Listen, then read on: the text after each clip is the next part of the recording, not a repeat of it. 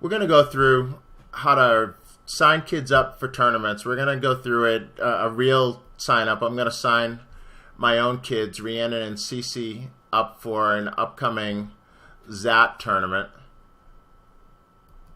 If I can get this all the way up. So what you would do, or how I do it, you could certainly bookmark the site. I just go to USTA.com. Then if I go to tennis link, and then what I want to do is go over to USTA Junior Tournaments, which brings me here to Tournament Finder. I usually go to this advanced Tournaments Advanced search, and I will just type in the word ZAT, the month that I'm looking for. So the tournament's actually next month, so I'm looking for the August ZAT 2014. I happen to know that there aren't any ZAT tournaments places other than Texas. In case you didn't know that, it's a nice little fact. ZATs are just a Texas thing. So if I just put in that information and search, it comes up with the various ZAT tournaments for next month. I'm looking for the Canyon Creek ZAT, which is in Richardson, Texas. And so I could click on the tournament, which would bring me to here, and I could register now.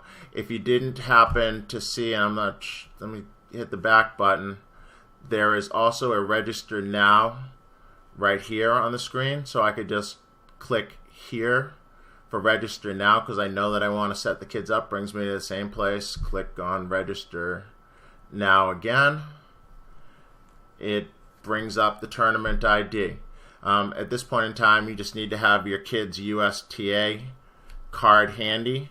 I happen to have my daughter Rhiannon's, so I'll put in her number.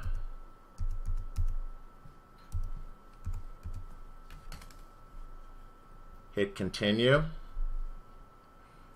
Then it gives me the thing she's eligible for. Because she turned 13 during the month of June, she's no longer eligible for 12 and under, so there is no 12 and under thing. I could sign her up for 16 and under. She was actually playing 14 and unders before she turned 13. Or I could say, well, geez, I wanted to play in the 18 and unders. In this case, I'm going to select 14 and unders, so I will click that. Gives you some optional information: high school graduation date, t-shirt size.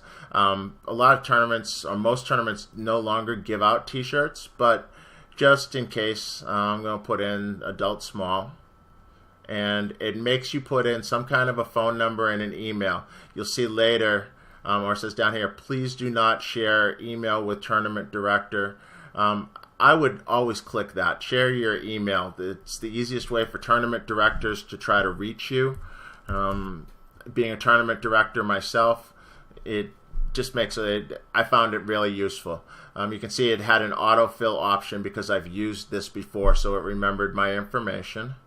As I put in my email address,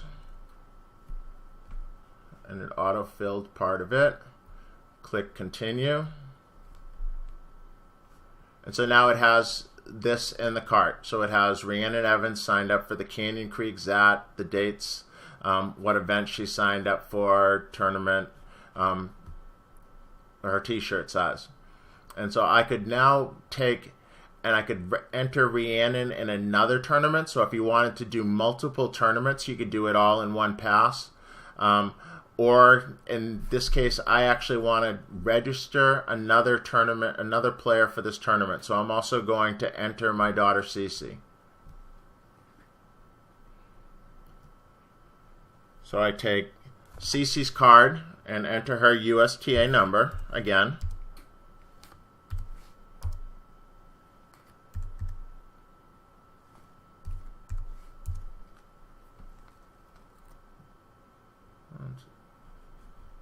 Hit continue. As you can see now, for Cece, because she's only 11, it gives the option for her to play the girls 12 and unders, and so I will click that. Her t-shirt size, she's actually getting to be about as big as Rhiannon. If they actually have t-shirts, I'd like her to have it for a while, so I might get it a little big for her. By the way, generally, if they have t-shirts, they're not going to know what size you signed up for. That's to help them order. When you get there, they're going to ask what size t-shirt you want.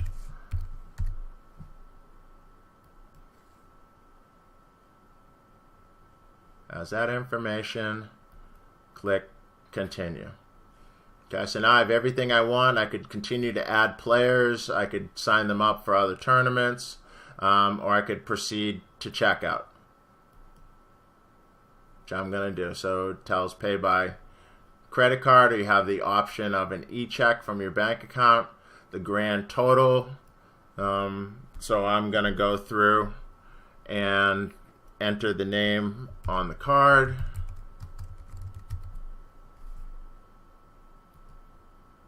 The card type. I would put in my card number, expiration date, and the zip code associated with it.